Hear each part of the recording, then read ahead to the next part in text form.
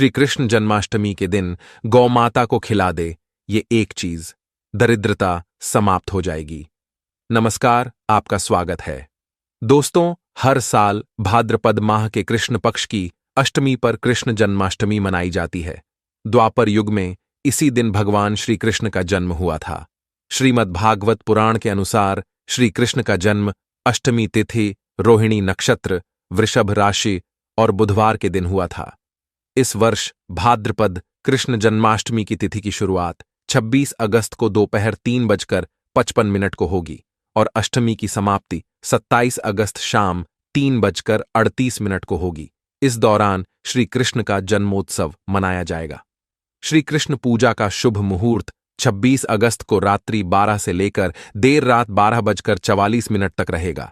दोस्तों, भगवान श्री कृष्ण को गौ माता से अत्यंत लगाव था, इसीलिए जन्माष्टमी के दिन गौ माता की सेवा जरूर करनी चाहिए और गौ माता को कुछ चीजें अवश्य खिलानी चाहिए। खासकर इस दिन आप ये एक चीज जरूर खिलाए, इससे आपके जीवन से दरिद्रता समाप्त हो जाएगी। दोस्तों, हमारे प्राचीन धर्म ग्रंथों में गाय को एक अत्यंत महत्वपूर्ण और पवित्र पशु माना जाता है। शास्त्रों में गाय को माता कहा गया है और समस्त देवी देवता इनका पूजन करते हैं। गौ माता के शरीर में 33 कोटि देवी देवताओं का निवास होता है। गाय एक अत्यंत पवित्र, निर्मल, शांत, निष्पाप जीव है। ऋग्वेद में इसे संसार का पालन पोषण करने वाली कामधेनु माता कहा गया है। इसके दर्शन मात्र से मनुष्य के हजारों पाप नष्ट हो जाते हैं। इसीलिए कभी इस निष्पाप गौ माता पर अत्याचार नहीं करना चाहिए। गाय को कभी मारना नहीं चाहिए और कभी उन्हें कष्ट नहीं देने चाहिए। गाय को मारना शास्त्रों में सबसे बड़ा पाप माना गया है। दोस्तों, भगवान श्री कृष्ण को गायों से विशेष लगाव था। उन्हें गौ माता बहुत अधिक प्रिय थी। श्री कृष्ण के अनुसार गायों की सेवा करना ही सर्वश्रेष्ठ धर्म है। इससे बड़ा पुण्य का कार्य संसार में दूसरा कोई नहीं। कलयुग की भविष्यवाणी करते हुए भगवान श्री कृष्ण कहते हैं कि कलयुग में जब धर्म का लोप हो जाएगा तब मनुष्य गाय की सेवा नहीं करेंगे। मनुष्य केवल दूध के लिए ही गाय को पालेगा। दूध के लिए वह गाय को बहुत कष्ट देगा, जिसके परिणाम स्वरूप कलयुग में पाप और अधर्म उसके चरम पर होगा। कलयुग के अंत का लक्षण बताते हुए श्री कृष्ण कहते हैं, जब संसार से गायें समाप्त हो जाएंगी तब कलयुग का अंत होगा। जो मनुष्य कलयुग में भी गाय की निस्वार्थ भाव से सेवा करेगा वह सुख समृद्धि प्राप्त करेगा। जो स्त्री रसोई में बनी पहली रोटी गौ माता को खिलाएगी वह सदा सुहागिन और सौभाग्यशाली रहेगी। जो लोग अपने घर में गाय से प्राप्त पंचगव्य को घर में रखेगा उसके घर में कभी दुख दरिद्रता नहीं आएगी। दोस्तों, हमारे धर्म के सभी शास्त्रों में गाय की सेवा को ही सर्वश्रेष्ठ माना गया है। जो व्यक्ति प्रतिदिन किसी न किसी तरह से गौ माता की सेवा करता है वह सबसे अधिक पुण्यवान बन जाता है। गांव में तो मनुष्य को गाय की सेवा करने का अवसर प्राप्त होता है, लेकिन शहरों में गाय के दर्शन आसानी से नहीं हो पाते हैं। इसीलिए मनुष्य को गौशाला में जाकर गाय की सेवा करनी चाहिए अथवा गौशाला के लिए दान धर्म करने चाहिए। इसके अलावा आप अपने घर में ही गौ माता की मूर्ति रखकर उनकी पूजा जरूर करें। इससे भी माता कामधेनु का आशीर्वाद प्राप्त होता है। शास्त्रों में गौ माता को मां लक्ष्मी का रूप माना गया है, इसीलिए उनकी पूजा करने से दरिद्रता दूर होती है। प्राचीन काल से ही गौ माता की सेवा और संरक्षण करने की परंपरा चली आ रही है। कई ऋषि मुनि अपनी कुटिया में गायों का पालन करते थे तथा राजा महाराज गायों का दान करते थे। गायों के दान को सबसे बड़ा दान कहा गया है। गाय का दान करने से सभी जन्मों के पाप नष्ट हो जाते हैं और मनुष्य को मोक्ष की प्राप्ति होती है। आज हम आपको गौ माता के संबंध में बहुत ही महत्वपूर्ण बातें बताने जा रहे हैं। गाय की पूजा कैसे करनी चाहिए, गाय को कौन सी चीजें खिलाने से कौन सा फल मिलता है तथा गाय के किस अंग को स्पर्श करने से दरिद्रता दूर होती है आदि के बारे में हमारे शास्त्रों में बहुत ही महत्वपूर्ण ज्ञान दिया गया है। हमारी अत्यंत पूजनीय गौ माता के बारे में आप सभी को यह बातें अवश्य जान लेनी चाहिए। इससे आपके जीवन से सभी प्रकार के कष्ट दूर होंगे। दोस्तों, कई बार महिलाएं जाने अनजाने में गाय को कुछ चीजें खिला देती हैं, जिससे मां लक्ष्मी क्रोधित हो जाती है। शास्त्रों में कहा गया है कि ये चीजें गाय को कभी नहीं खिलानी चाहिए। इससे मनुष्य के जीवन में दुर्भाग्य आता है और उसे किसी भी कार्य में सफलता नहीं मिलती है। तो चलिए जान लेते हैं गौ माता के विषय में महत्वपूर्ण नियम। सबसे पहली बात है दोस्तों, गौ माता के दर्शन करना बहुत शुभ होता है।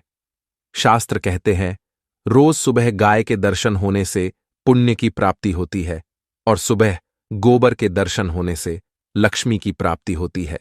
अगर किसी महत्वपूर्ण कार्य के लिए जा रहे हैं और अचानक ही गौ माता आपके रास्ते में आ जाती है तो वह कार्य निश्चित ही सफल हो जाता है। किसी भी यात्रा पर निकलते समय अगर गौ माता के दर्शन हो जाए तो वह यात्रा सुखपूर्वक पूर्ण हो जाती है, इसमें संशय नहीं है। ज्योतिष शास्त्र के अनुसार कुंडली में यदि पितृदोष होता है तो अन्य उपायों के साथ साथ गौ माता को प्रतिदिन रोटी और घास खिलाने से लाभ होता है और पितृदोष से मुक्ति मिलती है। इसी तरह कुंडली में यदि शनि की 7.5 या महादशा है तो हर शनिवार और अमावस्या को काले रंग की गाय को घास या रोटी खिलाएं और उसकी पूजा करें, इससे शनि दोष कम होता है। गौमूत्र यानी कि गाय का मूत्र बहुत ही उपयोगी, पवित्र और स्वास्थ्य की दृष्टि से अत्यंत हितकारी होता है। आध्यात्मिक दृष्टि से तो गौमूत्र का महत्व है ही, साथ ही वैज्ञानिक और स्वास्थ्य की दृष्टि से भी गौमूत्र के बहुत से लाभ बताए गए हैं। गौमूत्र में बहुत से खनिज पदार्थ और स्वास्थ्यवर्धक तत्व होते हैं जो हमारे शरीर की शुद्धि करते हैं और बहुत से रोगों से भी बचाते हैं। साथ ही गौमूत्र छिड़कने से वातावरण में शुद्धता और पवित्रता व्याप्त हो जाती है। इसीलिए हमारे शास्त्रों में शरीर को निरोगी रखने के लिए प्रतिदिन गौमूत्र का सेवन करने तथा घर में गौमूत्र छिड़कने के लिए कहा गया है। कुंडली में शुक्र ग्रह की स्थिति को मजबूत करने के लिए ज्योतिष शास्त्र के अनुसार सुबह के भोजन में सबसे पहली रोटी निकालकर एक सफेद गाय को खिलाना शुभ माना जाता है। अगर आपकी कुंडली में बुध ग्रह कमजोर है या आपको किसी कारण इसके दुष्प्रभाव झेलने पड़ रहे हैं तो हर बुधवार के दिन गाय को हरा चारा खिलाना शुरू कर दें। इससे बुध से जुड़े दुष्प्रभाव दूर होंगे और आपको तमाम समस्याओं का हल मिल जाएगा। अगर कुंडली में मंगल दोष है जिसके कारण आपके जीवन में कई तरह की परेशानियां हैं तो लाल रंग की गाय की सेवा करें। मंगलवार के दिन गाय का पूजन करें और उसे गुड़ और चने आदि खिलाएं। बृहस्पति ग्रह को जीवन के सभी मांगलिक कार्यों का कारक माना जाता है। ऐसे में अगर किसी व्यक्ति के जीवन में विवाह आदि मांगलिक कार्यों में विघ्न निर्माण हो रहे हैं तो उन लोगों को कुंडली में बृहस्पति ग्रह की स्थिति को मजबूत करने के लिए रोटी पर गुड़ और चने रखकर गाय को खिला देना चाहिए।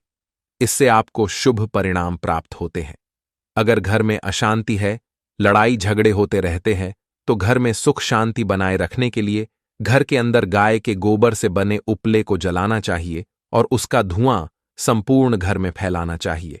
इससे घर की नकारात्मक ऊर्जा नष्ट होती है और सकारात्मक ऊर्जा में वृद्धि होती है। गाय के दूध, दही, घी, गोबर और गौमूत्र से बनने वाले मिश्रण को पंचगव्य कहते हैं। पंचगव्य को पापनाशक कहा जाता है और हिंदुओं की एक धार्मिक विधि प्रायश्चित करने में इसका उपयोग किया जाता है। पंचगव्य को बनाने वाली सभी वस्तुएं अत्यंत उपयोगी होती हैं जो स्वास्थ्य के लिए लाभदायक तो है ही, साथ ही औषधीय गुणों से भी भरपूर है। दोस्तों, अगर आपके द्वार पर गौ माता आती है तो उसे बिना रोटी खिलाए जाने मत देना, नहीं तो आपको दुर्भाग्य का सामना करना पड़ेगा, क्योंकि जिसके द्वार से गाय बिना कुछ प्राप्त किए लौट जाती है उसके घर से लक्ष्मी भी चली जाती है। प्रत्येक स्त्री को प्रतिदिन गाय के लिए एक रोटी बनानी चाहिए और प्रेम से गौ माता को खिलानी चाहिए। इससे गौ माता का आशीर्वाद प्राप्त होता है और मन की इच्छाएं पूर्ण होती हैं। कुछ लोग गौ माता को बासी भोजन अथवा जूठन खिला देते हैं, इसे शास्त्रों में पाप माना गया है। आप किसी अन्य पशु को खिला सकते हैं लेकिन गाय को कभी जूठन नहीं खिलाना चाहिए। भूख लगने के कारण गौ माता उस अन्न को ग्रहण तो कर लेती है लेकिन इसका पाप उस व्यक्ति को लगता है जो गौ माता को ऐसा बासी भोजन खिलाता है। गाय एक शाकाहारी और पवित्र पशु है, इसीलिए गाय के भोजन में कभी मांस, अंडे आदि चीजें नहीं डालनी चाहिए। ऐसा करने से महापाप लगता है।